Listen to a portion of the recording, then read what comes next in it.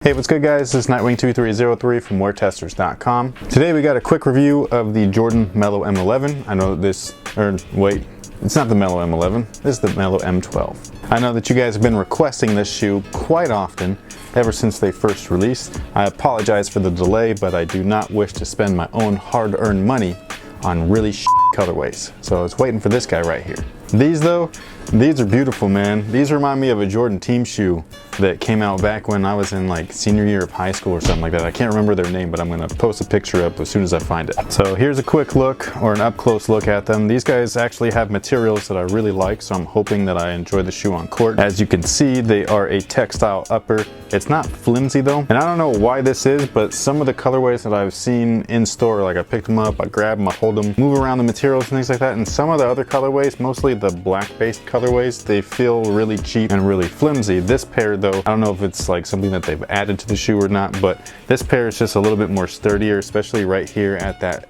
base of the toe box. So it doesn't feel as cheap or flimsy here. Like it feels like it's got quite a bit of structure right where this like two-toned overlay is at. But basically you can see the holes right back here. This is a bunch of ventilation, and they have this like mesh kind of material all along it with it's not foam, it's just kind of like something built into it that makes it look like there's holes all over it. It might even be nylon, I'm not exactly sure as to what it is. And then this side has a much more durable feeling material, like a knitted mesh upper, which is really cool. I really like the duality of the two. And then you have this dynamic fit styled system for the lacing. Now right where these little loops here meet the shoe itself, they're actually stitched in, but then the top side of it goes down through the actual shoe, attaches itself to the footbed, and it's hard to see in there, but they are individual, that little strand right there, they're individual loose strands that move around. So it's just like their old dynamic fit, but it's just a little bit more, I guess, structurally sound by attaching it to the base here. It's not free floating completely, but it still has the same concept where once you tie it up, it'll wrap around your foot, kind of like fingers. And that's the same exact setup that they have for the Air Jordan 30. I have no complaints for that. So with that being in this with a slightly, I wouldn't say stronger material, but just like a similar soft material with some more support, I guess you could say. I'm not really sure how to explain it. I think I'm gonna dig it,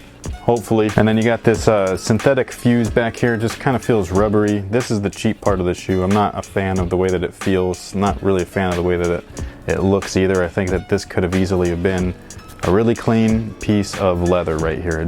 I think that would have set it off. And it's on such a small portion of the shoe, it's like, why don't you just do that? You know what I mean? Like you have really nice modern materials up front, a little bit of fuse on the toe, and then some nice premium material right here on the back. I think that would have been like really badass. Something I'm not a fan of is these hyperfuse type of tongues. I haven't liked them ever since the original hyperfuse, and I still don't. So this thing feels like it's gonna cut your ankle real quick. But they do have padding in there, which I do like. And one of my favorite features is the heel pillows in there. That thing is awesome. Feels really good on foot as well. And I wish that's how the Air Jordan 30 was, because the inside of those is trash. Got some Jumpman branding right there at the heel. This is also an external heel support so that you don't move over the footbed. They do have an internal TPU heel counter as well. So I think that the support, as long as the containment is good, will be fine. You got their flight speed system with the unlock zoom in the forefoot. Everything else is just straight foam. And then the traction looks like it'll be pretty good as well. Fairly shallow though, like thin, so I don't know about wearing these outdoors. As far as indoors is concerned though, they look like they'll be a pretty good shoe. And then you can see the fuse right here at the toe, his jersey number 7. So stay tuned for an upcoming performance review. Again, I apologize for it being late. I was just waiting.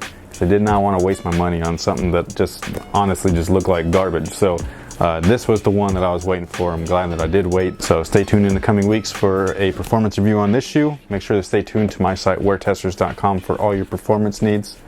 And until next time, guys, have a good one.